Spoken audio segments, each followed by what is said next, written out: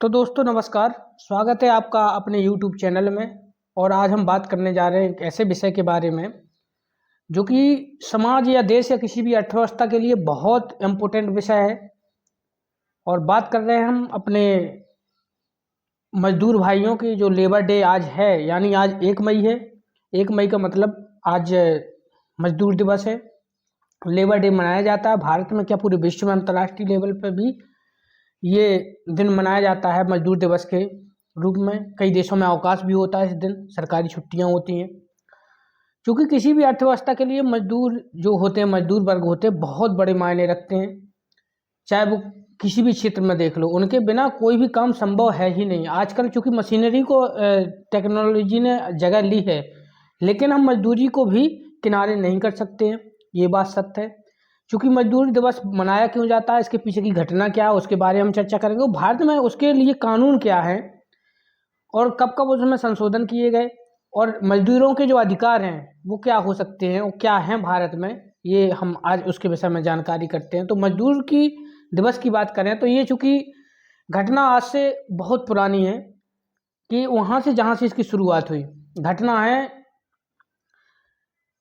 ये 1886 की, मई 1886 की एक घटना जो कि अमेरिका में हुई। वहाँ मजदूरों ने अपनी हक की आवाज़ को बुलंद करने के लिए एक जुलूस निकाला, इकट्ठे हुए, उनकी यूनियन इकट्ठा हुई। थोड़ा बहुत यूनियन थी, इतने जागरूक नहीं थे लोग। तो हुआ क्या कि वहाँ जो मतलब वो किस विषय को लेके अपने इकट्ठे हुए, उन्होंने अपने विचार किए, अपने तथ्य रखे। उन्होंने कहा कि हम केवल 8 घंटे काम करेंगे। इससे पहले जो कानून बने थे या मतलब नहीं बने थे जिन देशों में, तो मजदूरों का बहुत ज़्यादा शोषण होता था। तो अपन मजदूरों ने अपने क्या किया, वो यूनियन बना के ये निर्धारित किया, अपने नियम कुछ बनाए कि हमें जब तक हम इकट्ठा नहीं होंगे तब तक हमें अधिकार नहीं मिलने वाले हैं। क्योंकि अमेरिका अधिकारों की जननी है, तो वहाँ से शुरुआत हुई मजदूर दिवस के बारे में। तो शुरुआत होती है 1886 की बात है कि संघों ने मिलकर फैसला किया कि वे 8 घंटे काम करेंगे, इससे ज़्यादा काम नहीं करेंगे। अगर एक्स्ट्रा काम करेंगे तो उसकी जो वेटेज बनेगा, जो वेजेस बनेगा, वो मजदूरी दुगनी होनी चाहिए। इन सारी मांगों को लेकर उन्होंने रैली जुलूस निकाल रहे थे। तो शिकागो शहर है, शिकागो में बम धमाका होता है जहाँ से जुलूस निकल रहा था। धमाका हुआ तो फिर पुलिस ने गोलियां चलाना शुरू कर दी। ये घटना अमेरिका की है। हम इसके इतिहास के बारे में जान रहे हैं कि इतिहास क्या है मजदूर दिवस का। तो हुआ क्योंकि गोलियां चली तो 100 से अधिक लोग मारे गए, कई हजारों लोग भगदड़ में घायल हो गए, कईयों को गोलियां लगी। तो उस याद में इसके बाद फ्रांस वगैरह में, अन्य देशों में भी मजदूरों ने अपनी क्रांति शुरू कर दी। फिर हालांकि नए नए तरीके से कानून आए और मजदूरों को वेटेज दिया गया कानूनों के अंदर। क्योंकि मालिक तो कभी नहीं चाहेगा कि मजदूरों को कोई अधिकार मिले। मालिक को काम करवाना, उसको वो चाहता है कि काम मुझे ज़्यादा करने वाला वर्कर मिले और मजदूरी कम देनी पड़े। तो हुआ ये कि फिर फ्रांस वगैरह में तमाम देशों में क्रांति हुई, जुलूस वगैरह हुई, और इन्होंने अपने अधिकारों के लेके अपने तमाम प्रदर्शन किए। तो फिर वहाँ से निकल के आया मजदूर दिवस, जो कि 1 मई को मनाया जाता है। लगभग 80 देशों ने इसको मनाना शुरू किया। इसके बाद भारत में इसकी कब से शुरुआत हुई, तो 1923 में भारत में सबसे पहले मद्रास में इसकी शुरुआत हुई। मद्रास में हाई कोर्ट के सामने, मद्रास आज का जो चेन्नई है वर्तमान का, उस समय मद्रास हुआ करता था। क्योंकि 1923 का जो दशक है वो, उसमें भारत ने बहुत घटना देखी। उसमें भारतीय स्वतंत्रता आंदोलन के कई तथ्य जो हैं बहुत इम्पोर्टेंट, परीक्षा की दृष्टि से भी है और ऐतिहासिक दृष्टि से भी बहुत इम्पोर्टेंट है। तो उस घटनाओं के साथ ही मद्रास में ये भी घटना हुई कि वहाँ पे मजदूरों ने हाईकोर्ट के सामने अपनी मांगों को लेकर प्रदर्शन किया। बहुत बड़ी संख्या में लोग इकट्ठा हुए। उसके बाद क्या हुआ कि कम्युनिस्टों वगैरह ने इसके मजदूरी को लेके तमाम राजनीतिक बयानबाजी, और उनको फायदा भी हुआ कम्युनिस्टों को। तमाम राज्यों में उनकी सरकार भी आई, मजदूरों को साथ में लेकर के मजदूर। तो उन चीज़ों के साथ ही 1923 से भारत में जो शुरुआत हुई मद्रास से, वो धीरे धीरे पूरे देश में व्यापक रूप से फैल गई, और अब पूरा देश मजदूर दिवस के रूप में मनाता है 1 मई को। अब चूंकि बात करें कि इसके लिए कानून क्या है, अपने देश में कानून क्या है। तो ये चूंकि समवर्ती सूची का विषय है, जो अपने संविधान में है 7वीं अनुसूची में जो अनुसूचियां बांटी गई हैं, केंद्र, राज्य और समवर्ती सूची, उसमें संघ और राज्य को अगर अलग कर दें तो जो समवर्ती सूची के में डाला गया है इसको, मजदूरी को, कि केंद्र चाहे तो केंद्र इसमें, संघ चाहे तो संघ इसमें कानून बना सकता है और राज्य चाहे तो राज्य बना सकता है। समवर्ती सूची का विषय होने के नाते कुछ कानून संघ बनाता है, केंद्र सरकार बनाती है, और कुछ कानून राज्य भी अपने स्तर पर बनाते हैं इसके लिए, और बनाते आए हैं। क्योंकि इसका सबसे बड़ा जो इफेक्ट देखा गया वो 2005 में जो पहले 3 कानून थे उनको मर्ज करके, इकट्ठा करके एक कानून बनाया गया। वो 3 कानून कौन कौन से थे उनके बारे में हम नोट करेंगे। तो trade union 1919 act, trade union act 1919, और डिस्ट्रीब्यूट अधिनियम 1948, लेबर लॉ 1948 और डिस्ट्रीब्यूट 1947। ये कानून को मर्ज करके 2005 में, और इसको एक कानून बनाया गया लेबर के लिए। चूँकि लेबर और मालिक दोनों को इसमें वरीयता दी गई। हालांकि लेबर का थोड़ा वेटेज ज़्यादा है और मालिक का कम है, लेकिन दोनों को ज़रूरी था।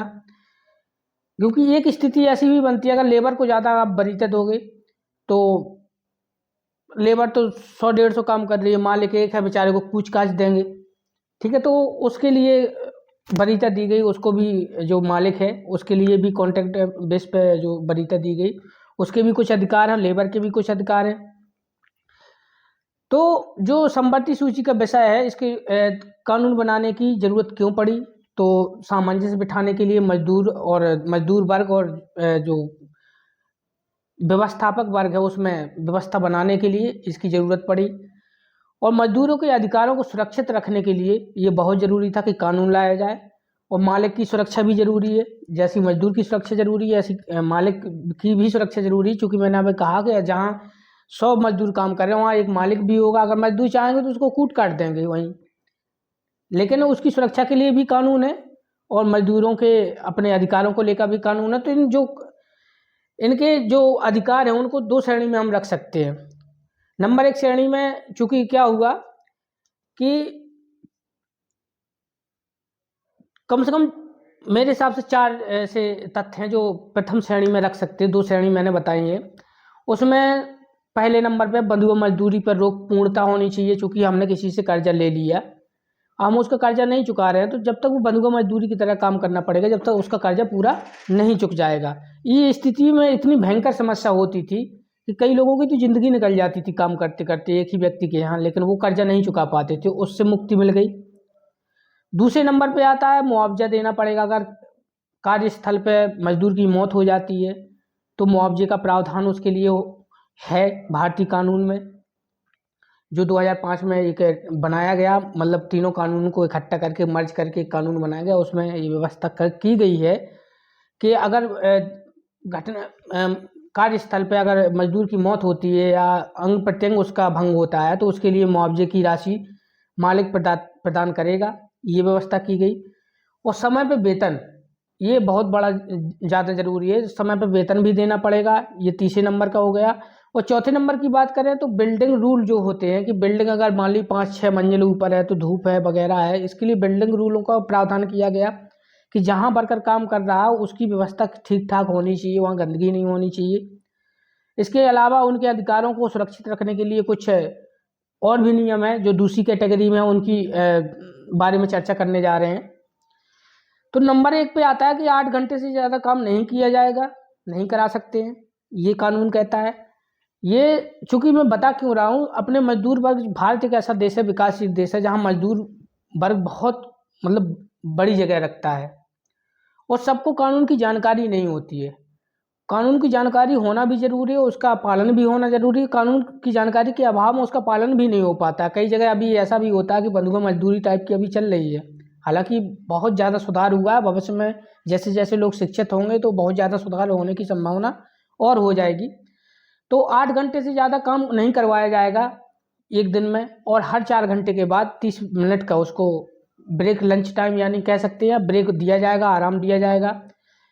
स्थिति अगर ऐसी बनती कि 8 से ज़्यादा घंटे का काम करवाते हैं तो जो 8 घंटे का वेतन बनता है, मान लीजिए 8 घंटे का अगर 800 रुपये वेतन बनता है, एक मोटा मोटा मैं उदाहरण के लिए बता रहा हूँ, तो अगर 90 घंटे, अगर उसने 9 घंटे, 90 घंटे में एक घंटे एक्स्ट्रा काम किया, 9 घंटे काम कर लिया, तो जो एक घंटे का 800 के हिसाब से 8 घंटे का 100 रुपये हुआ, उसी हिसाब से जो एक्स्ट्रा वो काम करेगा, मान लीजिए उसने 1 घंटा काम किया, तो उसको जो एक्स्ट्रा 100 रुपये मिलेंगे वो 100 नहीं मिलेंगे, उसको दुगना वेतन दिया जाएगा, यानी 200 रुपये उसको 1 घंटे के मिलेंगे। पहले 8 घंटे तक एक घंटे के 100 रुपये मिल रहे थे, लेकिन अगले 8 घंटे के बाद अगले 9 घंटे, 10 घंटे, 11 घंटे अगर वो काम करता है तो उसको उसका दुगना वेतन दिया जाएगा, यानी जो 1 घंटे का 100 रुपये मिल रहा था उसको 200 रुपये दिए जाएंगे। ये प्रावधान किया गया।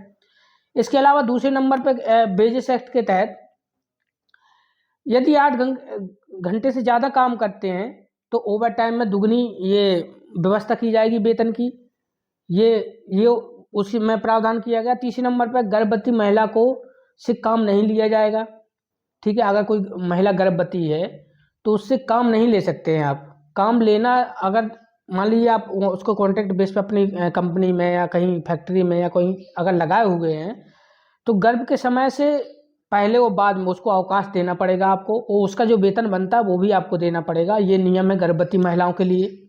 इसके अलावा मजदूरों के लिए ये भी नियम उसमें प्रावधान किया गया है कि मजदूर चाहे तो अपनी यूनियन बना सकते हैं, जिससे वो अपने हक की आवाज़ बुलंद कर सके। चूँकि इकट्ठा यूनियन बनाएंगे तो उनके हक की आवाज़ सुनी भी जाएगी। नहीं तो अकेले अकेले कोई कहीं किसी का शोषण हो रहा, कहीं किसी का शोषण हो रहा, तो इस माध्यम से, चूँकि हम देखते भी है कि हर जिले में, हर राज्य में एक स्तर पे यूनियन होती है, हर चीज़ की होती है, वैसे ही मजदूर यूनियन के लिए भी कानून में प्रावधान किया गया है कि हर मजदूर चाहे तो अपनी खुद की यूनियन बना सकते हैं। और अगले अगर नंबर की बात करें हम, तो उसमें आता है कि वर्क है, जो काम है, उसका डिस्ट्रीब्यूट नहीं होना चाहिए। डिस्ट्रीब्यूट का मतलब ये हुआ कि मान लीजिए हम काम करने गए, फसल काटना है, हम मजदूर को लगा के गए कि हम बिल्डिंग बनानी है, फसल काटनी है, वहाँ जाके हम मजदूर से कह रहे हैं हमारे पैर दबाओ, तो ये गैर कानूनी है। जो काम आप बोल के लेवा जा रहे हो मजदूर को, काम आपको वही करवाना पड़ेगा उससे, वो काम करेगा। वो बाध्य नहीं है कि आप दूसरा काम करवाओ और वो करने लगे, वो बाध्य नहीं है, मजदूर बाध्य नहीं। इसलिए ये नियम बनाया गया कि वर्क का डिस्ट्रीब्यूट होना चाहिए। ऐसा नहीं है कि आप काम करवाने गए, कुछ करवाने लगे, कुछ आपने बोला कि हम खेत की कटाई करवाना है और जाके हम कहें कि ये गड्ढा साफ करो। ठीक है, ये नियम हो गया। इसके अलावा जो बेटर है वो प्लस, यानी जगह सुरक्षित होनी चाहिए। जहाँ काम कर रहा है व्यक्ति, वो जगह सुरक्षित होनी चाहिए, किसी प्रकार की वहाँ समस्या, गंदगी वगैरह नहीं होना चाहिए। और जहाँ मजदूर काम कर रहा है वहाँ उसका जगह, यानी बेटर प्लेस, जगह बहुत अच्छी सुरक्षित होनी चाहिए। मतलब कहने का ये है कि जैसे किसी कंपनी में वर्कर काम कर रहा है, मजदूर काम कर रहा है, तो उसमें लाइटिंग आइटिंग तार की व्यवस्था हो, वो एकदम खुली उली नहीं होनी चाहिए। कहीं घटना ठना हो सकती है उससे, तो मजदूर की जान भी जा सकती है। इसके अलावा वहाँ गंदगी नहीं होनी चाहिए, ताकि वो घातक बीमारियों से भी उसको समस्या, मतलब बचा रहे वो। जैसे मान लीजिए पानी जमा है वहाँ, तो वहाँ ढेर नाना प्रकार के मच्छर, वहाँ से उसको डेंगू मलेरिया भी हो सकता है। तो ये चीज़ें व्यवस्थापक को करनी ही पड़ेंगी मजदूरों से अगर काम करवाना है। ये लेबर डे हम स्पेशल चर्चा कर रहे हैं। इसके अलावा कॉन्ट्रैक्ट लेबर जो है, पहले क्या होता था, मालिक डरता था कि कहीं ऐसा ना हो कि हम व्यक्ति को काम पे रख रहे हैं और वो कहने लगे बाद में कि हमको परमानेंट रखो। तो मालिक क्या करता था, एक बीच में जिसको कहते नहीं है दलाल टाइप का व्यक्ति लगता था कि तुम लेबर लेके आओ, मैं तुम्हें पैसा दूंगा, तुम उनको दे देना। इससे क्या होता था कि जो बीच का दलाल था वो फिर ये पैसे खा जाता था, मजदूर वर्ग का भी शोषण होता था, यहाँ मालिक को भी पैसा लग जाता था। लेकिन अब ऐसा नहीं है, कॉन्ट्रैक्ट बेसिक व्यवस्था सरकार ने कानून में की है कि मालिक और लेबर के बीच में सीधे संवाद होगा। अगर कोई समस्या है तो वो बैठ के सुलझा लेंगे। ऐसे कॉन्ट्रैक्ट होगा कि मान लीजिए हम ये काम करवा रहे हैं, फैक्ट्री बनवा रहे हैं, तो ये 3 साल में बन जाएगी, हम 3 साल के लिए हम कॉन्ट्रैक्ट बेस पे साइन कर रहे हैं कि हम 3 साल काम करेंगे आपके यहाँ। इसके अलावा 3 साल जब पूरा हो जाएगा तो आप ये नहीं कह सकते कि हमें आगे भी काम दीजिए। ना तो मजदूर बाध्य है और ना मालिक बाध्य। मालिक भी उसको 3 साल तक छोड़ नहीं सकता है कि हमें तुमसे काम नहीं करवाना है। ये व्यवस्था मतलब दोनों के लिए बेहतर हुई है, जो कि 2005 के कानून में ये व्यवस्थाएं आई हैं।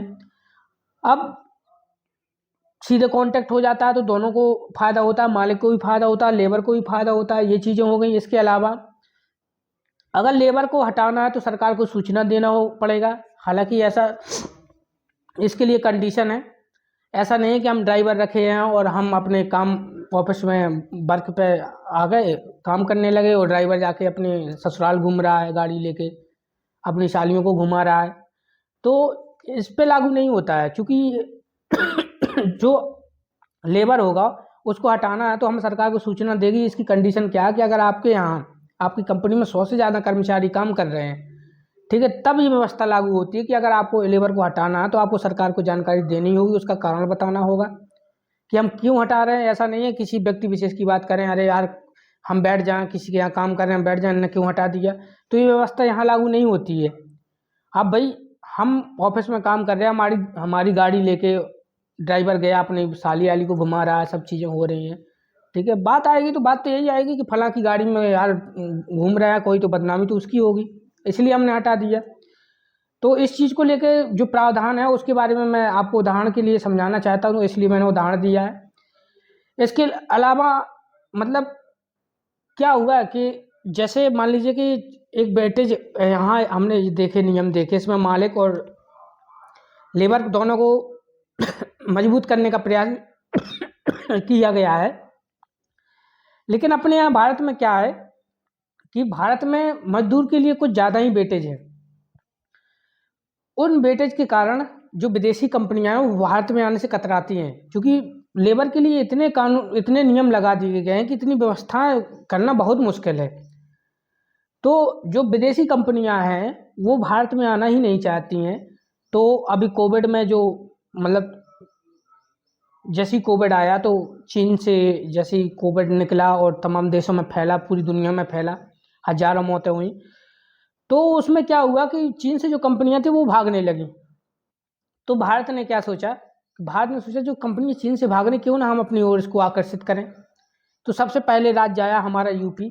इस मामले में उसने कानून में प्रावधान किए और उन्होंने जो 4 नियम जो पहली श्रेणी के बताए तो उनको छोड़ के जो नीचे वाले नियम है उनको 3 साल के लिए स्थगित कर दिया अपने कानून में। क्योंकि संवर्ती सूची का विषय है, केंद्र भी सरकार कानून बना सकती है, राज्य भी बना सकती है। तो सबसे पहला काम उत्तर प्रदेश सरकार ने ये किया कि 3 साल के लिए वो उसको स्थगित कर दिया कि ये जो नियम है ये लागू नहीं होंगे। तो कंपनियां आएंगी या नहीं आएंगी ये तो भविष्य में देखने वाली बात होगी, लेकिन ये बहुत ही सुखद है, इसका परिणाम आपको भविष्य में देखने को मिलेगा। अगर ऐसा होता है तो जो कंपनियां वहाँ से जाना चाहती हैं वो कहीं ना कहीं तो जगह ढूंढेंगी अपने व्यापार के लिए, व्यवस्था के लिए। क्योंकि अपने पास मैन पावर है, हम 140 करोड़ जनता लेके घूम रहे हैं, तो अपने पास मैन पावर की कोई कमी नहीं है। इसलिए अपने यहाँ भी कंपनियां आना चाहती हैं, लेकिन कंपनियों को आने के लिए हमें व्यवस्था देनी होगी, तब वो विदेशी कंपनियां अपने यहाँ आएंगी, और जब आएंगी तो हमें काम मिलेगा। तो ऐसा नहीं है, अगर मजदूरों के अगर एक हिसाब से सोचे तो मजदूरों के जो नियमों का अगर हम उल्लंघन करते हैं तो हमारे पास व्यवस्था अगर हम विदेशी कंपनियों को देंगे तब वो आएंगी, तो हमें भविष्य में उसका परिणाम भी देखने को मिलेगा, जो कि आज की बेरोजगारी है वो कम होगी। तो ये भी जरूरी है। सबसे पहला काम उत्तर प्रदेश ने किया। अब हाँ, देखने वाली बात ये है कि उत्तर प्रदेश को इसका कितना फ़ायदा होगा, ये अभी तक तो कोई विशेष ज़्यादा दिखा नहीं, लेकिन मेरा अनुमान है कि भविष्य में इसका फ़ायदा देखने को मिलेगा, जरूर मिलेगा। विदेशी कंपनियाँ उत्तर प्रदेश में आएंगी, क्योंकि जैसे गुजरात और महाराष्ट्र एक हब बना हुआ है इंडस्ट्री का, वैसे ही उत्तर प्रदेश भी भविष्य में संभावनाएं ऐसी खोज रहा है कि ऐसा हो। अगर होता है तो बहुत ही सुखद होगा ये हमारे लिए, हमारी प्रदेश की जनता के लिए, हमारे देश के लिए, हमारी अर्थव्यवस्था के लिए बहुत अच्छी बात होगी। अब चूंकि बात आती है कि चीन जैसा देश जो एशिया का मरीज कहा जाता है, वो बूम कैसे कर गया। वहाँ क्या है, चीन और वियतनाम जैसे देशों में ऐसे कोई कानून ही नहीं है कि मजदूरों को कोई अधिकार दें। उन्हें तो है काम किया, पैसा दिया और निकालो, हटाओ, कोई नियम नहीं है, कुछ भी नहीं है, मजदूरों के हिसाब से कुछ भी नहीं है। इसलिए वहाँ कंपनियां जाना पसंद करती हैं। वियतनाम जैसे छुटंकू देश और चीन जैसे कहते हैं एशिया का मरीज था, जो आज डॉक्टर बना बैठा है, उसने कैसे बूम कर लिया, क्योंकि वहाँ कंपनियों को सुचारू रूप से व्यवस्था मिल जाती है। इतना प्रावधान ही नहीं है मजदूरों के लिए कि कंपनियों को समस्या हो। तो विदेशी कंपनियां आई, वहाँ अपना उन्होंने विस्तार अपना कारोबार स्थापित कर लिया, और बेहतर तरीके से मैन पावर चीन के पास है, जैसे अपने पास है उससे ज़्यादा तो चीन के पास है। तो हम अगर ऐसे कानून में थोड़ा सा अगर लचीलापन लाएंगे, जो कि बहुत कठोर है एकदम से कंपनियों के लिए, और थोड़ा सा लचीलापन लाएंगे तो वो कंपनियां आकर्षित होंगी हमारी तरफ। जो भविष्य में आने वाली नई कंपनियां वो भी भारत में निवेश करने का प्रयास करेंगी, और इसमें जो उसके परिणाम होंगे बहुत ही सुखद होने वाले हैं। हालांकि ये प्रावधान राज्य सरकार ने 3 साल के लिए किया, हमेशा के लिए नहीं किया है। अब बात करते हैं कि चीन जैसे और वियतनाम जैसे देशों की स्थिति अच्छी क्यों हुई है, क्योंकि वहाँ इंडस्ट्री हब बना, विदेशी कंपनियाँ आई, उनको चूँकि अधिकार नहीं हुआ वहाँ कोई लेबर वगैरह के। तो ये चीज़ हुई, हमने भारत की चर्चा कर ली, और मजदूर दिवस पे जो कानून है उनके बारे में चर्चा कर ली। इसी के साथ मैं एक बार फिर अपने भाइयों बहनों से आग्रह करूँगा कि चैनल को आप देखते हैं, वीडियो को देखते हैं, लाइक किया करो, सब्सक्राइब कर लेना। सब्सक्राइब करने में आपका कुछ भी नहीं लगने वाला, मेरे लिए मोटिवेशन का काम करेगा। ऐसी जानकारी के लिए मेरे साथ जुड़े रहिए, बेल आइकन दबा दीजिए, जिससे आपको नई जानकारी में तो आए तुरंत नोटिफिकेशन प्राप्त हो जाए। और लोकतंत्र के महापर्व में आप अपनी जिम्मेदारी भी सुनिश्चित करें, ये भी जरूरी है। इसी के साथ मैं अपने सेशन को समाप्त करता हूँ। जय हिंद।